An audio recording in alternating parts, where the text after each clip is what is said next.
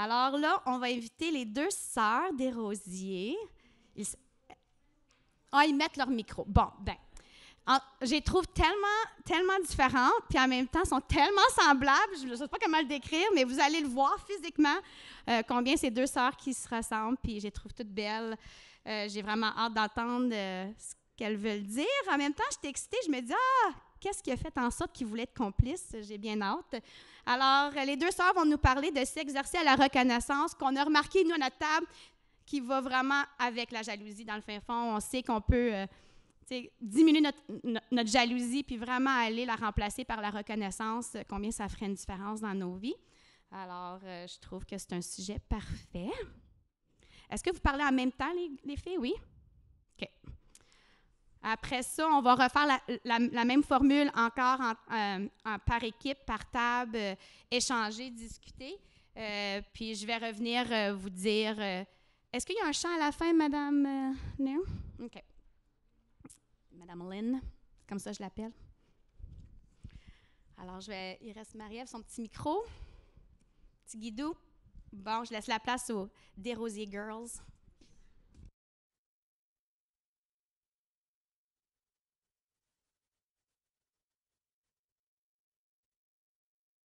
Hein?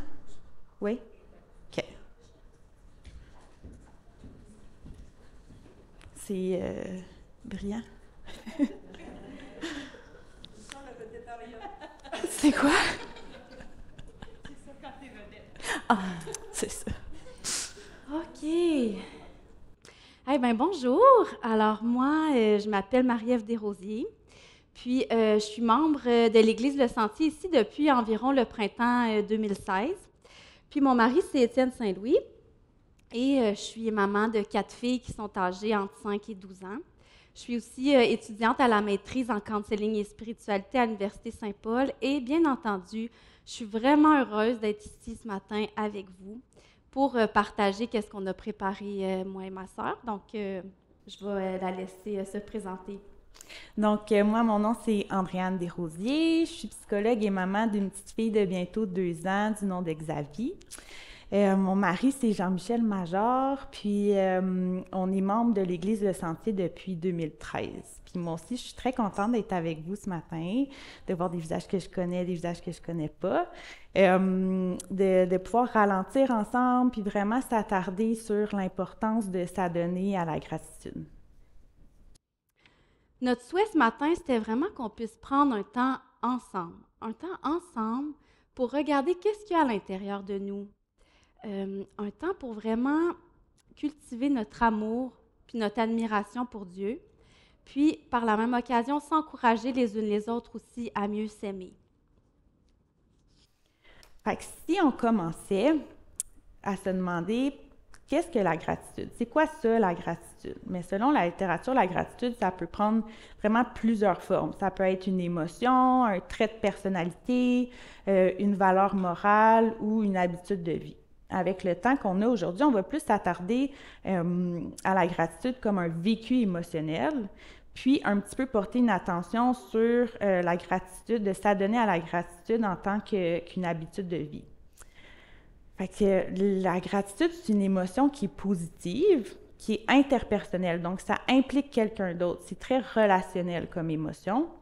Puis, ça a besoin de 4 éléments de base pour émerger. Dans le fond, si on prend l'exemple d'une fleur, ça prend le pot, ça prend la terre, ça prend la semence. Donc, il y a 4 éléments de base pour que cette fleur-là puisse fleurir. Donc, le premier élément, évidemment, il faut qu'il y ait quelqu'un qui donne.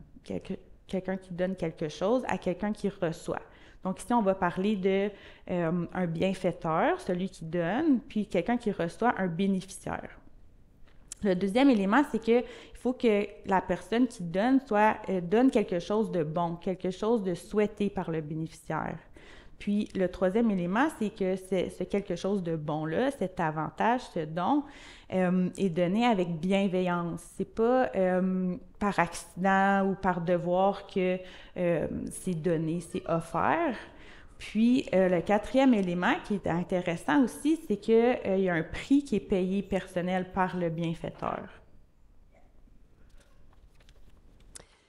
C'était vraiment important aussi pour nous d'utiliser le mot « s'adonner ».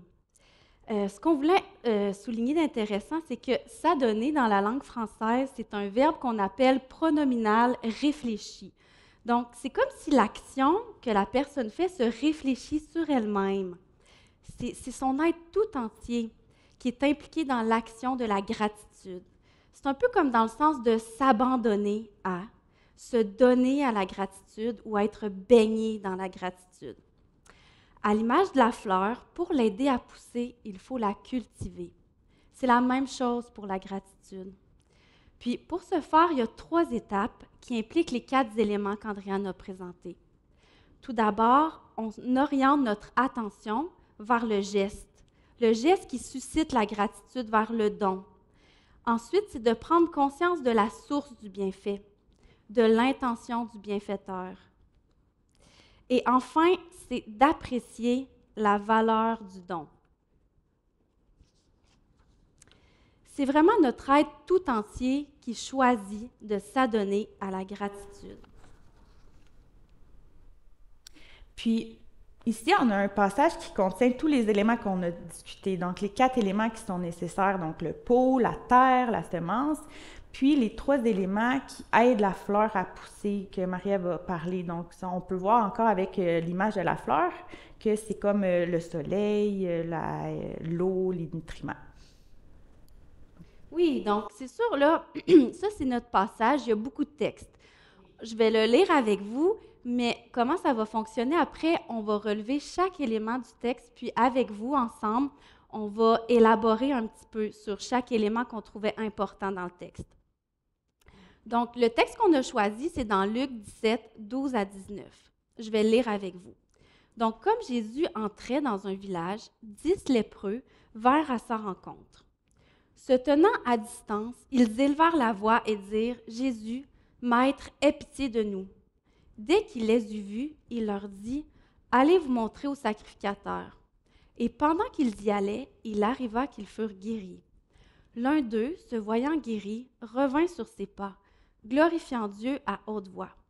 Il tomba sur sa face aux pieds de Jésus et lui rendit grâce. C'était un Samaritain. Jésus, prenant la parole, dit « Les 10 n'ont-ils pas été guéris? Et les 9 autres, où sont-ils? Ne s'est-il trouvé que cet étranger pour revenir et donner gloire à Dieu? » Puis il lui dit « Lève-toi, va, ta foi t'a sauvé. » Donc, pour faire un parallèle avec ce qu'on a vu plus tôt pour qu'il y ait de la gratitude, bien, il faut un bienfaiteur. Puis ici, on voit que c'est Jésus qui va donner avec bienveillance. Puis, il faut qu'il y ait des bénéficiaires qui vont être ici les 10 lépreux. Mais pour qu'il y ait de la gratitude, un des éléments nécessaires à avoir, c'est qu'il faut reconnaître notre souffrance. Donc ici, tu sais, les lépreux, ils demandent pitié. Quand on demande pitié, c'est parce qu'on souffre vraiment profondément. Donc, tu sais, ils ont vraiment conscience qu'il manque quelque chose à leur bien-être. Tu sais, on peut s'imaginer à quel point ils souhaitent juste ça, être délivrés de leurs plaies douloureuses, puis d'être réunis avec leurs proches. Donc, avant d'éprouver de la gratitude, il faut avoir conscience qu'on a eu un manque de nos souhaits, de nos désirs, de notre souffrance. Puis, tu sais, je nous pose la question, est-ce qu'il y a eu un moment où on a eu un manque qui a été répondu ou une souffrance qui a été apaisée?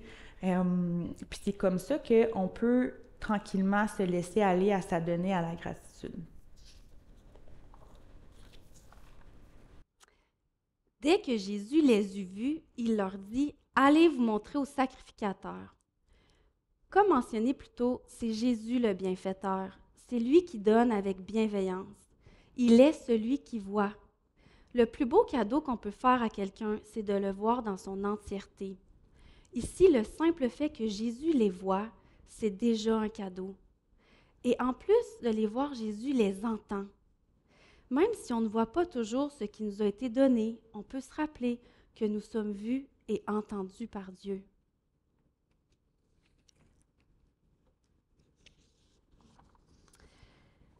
Excusez-moi, je suis... OK. Aussi, on voit que toutes les conditions ont été remplies pour éprouver de la gratitude. La terre et ses nutriments étaient tous présents. La graine était plantée. Mais selon le récit, Un seul d'entre eux semble réellement se voir guéri et décide de revenir sur ses pas. Pourquoi seulement un? Vu qu'ils ne se sont pas rendus au sacrificateur, humainement parlant, on pourrait se demander qu'est-ce qu'ils se sont dit, puis que certains d'entre eux se sont peut-être dit il y a peut-être d'autres choses qui ont fait en sorte que j'ai été guéri. Peut-être qu'il y en a qui se sont dit c'est peut-être juste une bonne journée aujourd'hui, je vais voir si ça va durer. Ou bien finalement, peut-être que je n'avais pas la lèpre. Bon, je vais aller revoir ma famille. Ou mais il me semble que je commençais à aller mieux aussi. Mais qu'est-ce que ça dit de nous? Je ne sais pas pour vous, mais moi, j'oublie souvent l'auteur des bienfaits aussi dans ma vie. Et même, j'oublie les bienfaits en tant que tels. J'oublie de reconnaître que tout vient de Dieu. Je suis un peu comme les 9 lépreux des fois. Je nous encourage vraiment à prendre le temps de reconnaître que c'est Dieu le bienfaiteur dans nos vies. Donc, comme ma sœur elle a dit, il y a 10 personnes qui reçoivent, 10 personnes ont été les bénéficiaires, mais il y en a un seul d'entre eux qui va vraiment voir et qui va éprouver de la gratitude, qui va voir sa fleur pousser. Donc, pourquoi il voit la fleur pousser? C'est qu'il reconnaît le geste, il reconnaît la valeur du geste, il reconnaît la source du geste qui est Dieu. Donc, de recevoir ne veut pas automatiquement dire qu'on va vivre de la gratitude, il faut la cultiver, c'est à nous de décider de s'adonner à la gratitude. Puis, c'est ça que fait le lépreux ici, il reconnaît le geste, sa guérison, il reconnaît sa valeur, il reconnaît que c'est Dieu qui lui a donné cette guérison-là. Puis c'est à ce moment-là que l'émotion de gratitude peut émerger.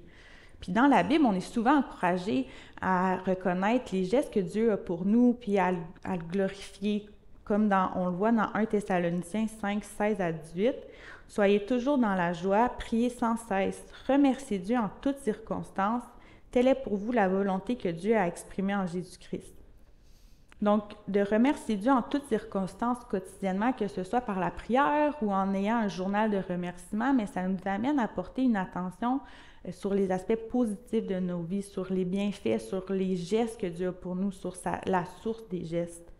Puis dans le fond, Dieu nous demande de s'adonner à la gratitude. Puis il nous demande aussi d'être joyeux. Puis c'est intéressant parce que dans le verset, les deux viennent ensemble. Puis dans la littérature scientifique, ça a vraiment été démontré que de pratiquer la gratitude quotidiennement va venir faire émerger la joie. Puis la joie, c'est une émotion qu'on s'entend qui est positive. Puis c'est une émotion qui a vraiment un grand impact sur notre bien-être. Donc ça va venir augmenter notre longévité, ça va venir diminuer notre niveau de stress, puis améliorer nos fonctions immunitaires. Donc c'est vraiment une émotion qu'on veut vivre. Puis Dieu connaît bien sa création, il sait qu'il nous dit « Soyez reconnaissants, adonnez-vous à la gratitude, soyez joyeux ». Il sait que ces émotions-là, ces actions-là, mais ça va venir complètement nous faire du bien à notre corps et à notre esprit.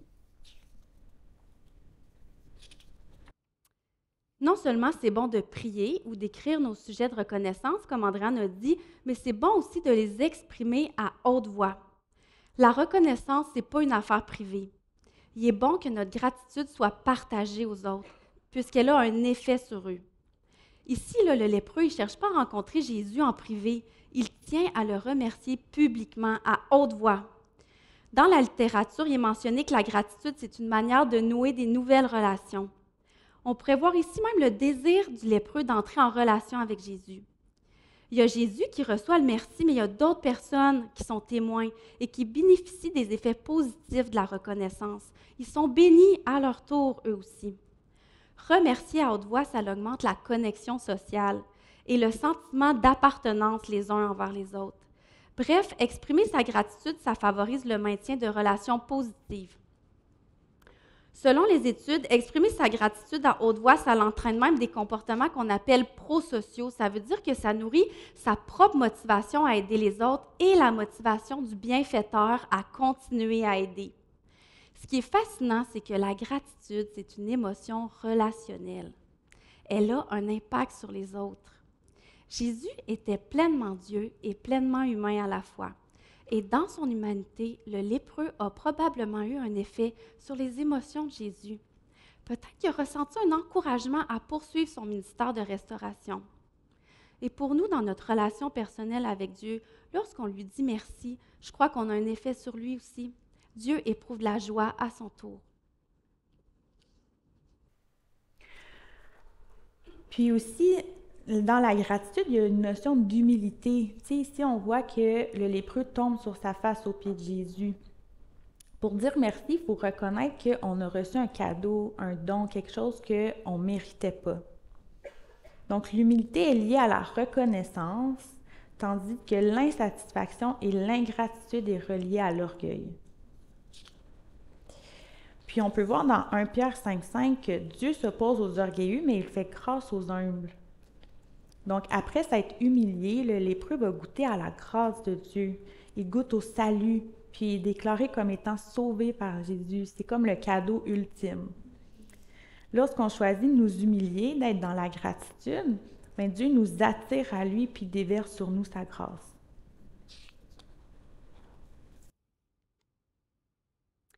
Le récit se termine par Jésus qui prend la parole et qui dit « Les 10 n'ont-ils pas été guéris et les 9 autres, où sont-ils? » En lisant cette phrase, j'ai pris un moment pour demander qu'est-ce que voulait bien dire Jésus en posant cette question-là. À première vue, je trouvais que ça pouvait ressembler comme un reproche un peu « Ben voyons, il n'y en avait pas 10 au total, sont passés où les 9 autres? » Mais non, c'est pas ça le cœur de notre Sauveur. C'est plutôt sur un ton de tristesse. Les 10, n'ont-ils pas été guéris? Les 9 autres, où sont-ils? Jésus est triste. Il est triste de ne pas avoir rencontré les 9 autres. Il est triste de ne pas avoir eu l'occasion de les connaître, d'être près d'eux. Il est peiné que les 9 autres n'aient pas eu accès à tous les effets positifs de la gratitude, comme on a nommé. En résumé, s'adonner et cultiver la gratitude, ça nous attire à Dieu et ça nous permet d'avoir accès à sa plénitude, d'avoir accès à sa personne et d'enrichir notre relation avec lui. Exprimer sa gratitude, ça favorise le contact avec les autres. Ça favorise le lien et ça l'enrichit nos relations. Bref, s'adonner à la gratitude, ça contribue à notre bien-être tout entier. Donc, en terminant, on voulait vous proposer un exercice de recueillement pour ralentir ensemble, se déposer, puis expérimenter qu'est-ce que c'est la gratitude, de s'adonner tout ensemble à la gratitude. Il y a plusieurs façons de s'y adonner, puis on voulait vous en proposer 2 ce matin. Donc, la première, ça va être de penser à un moment où vous avez été le bienfaiteur, où vous avez donné quelque chose, et un autre moment où vous avez vu quelqu'un bénéficier d'un avantage, quelque chose de bon. Puis la deuxième façon va être de penser c'est ça, vous avez le choix dans le fond, là, qu'est-ce qui va émerger, mais ça va être de penser aux bienfaits que vous avez dans vos vies, dans le fond, les gestes que Dieu a pour vous, puis de connecter peut-être avec un manque que vous avez eu qui a été répondu ou une souffrance que vous avez vue s'apaiser. Donc, puis sentez-vous pleinement libre, là, si ça ne vous tente pas de faire l'exercice, il n'y a pas de problème. On ne va pas vous demander de vous lever puis danser, là, c'est bien intime, là. Mais c'est ça, vous pouvez laisser passer. Donc, je vais laisser Marie-Ève vous conduire dans l'exercice. Oui. Alors, tout d'abord, je vais vous inviter à fermer vos yeux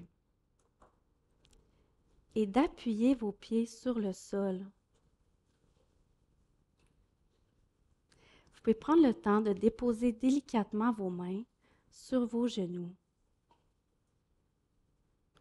et sentir votre chaise qui vous supporte, la pression du dossier sur votre dos. Et si vous êtes d'accord, vous pouvez avec moi prendre une première inspiration par le nez en gonflant votre ventre et expirer par la bouche. Et une deuxième inspiration et expirer.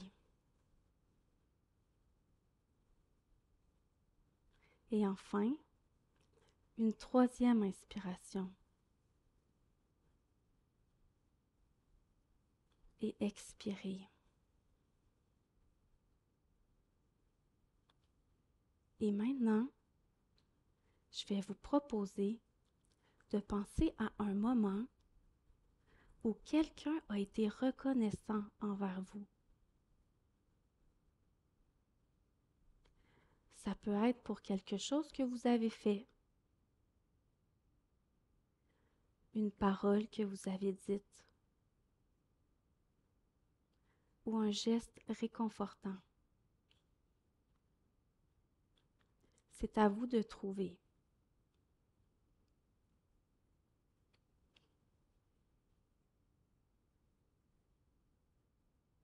Vous pouvez aussi penser à une personne que vous connaissez qui a reçu de l'aide.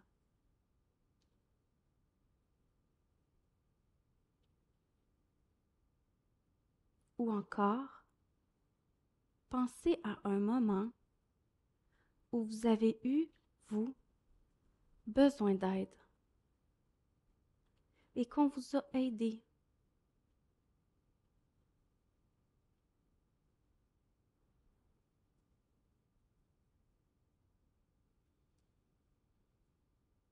Enfin, prenez un moment pour ressentir l'émotion qui surgit en vous maintenant.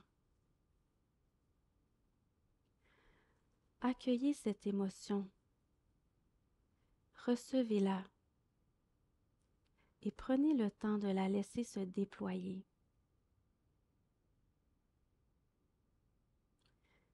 Maintenant, vous pouvez ouvrir les yeux et permettez-vous de revenir ici, ensemble dans la salle.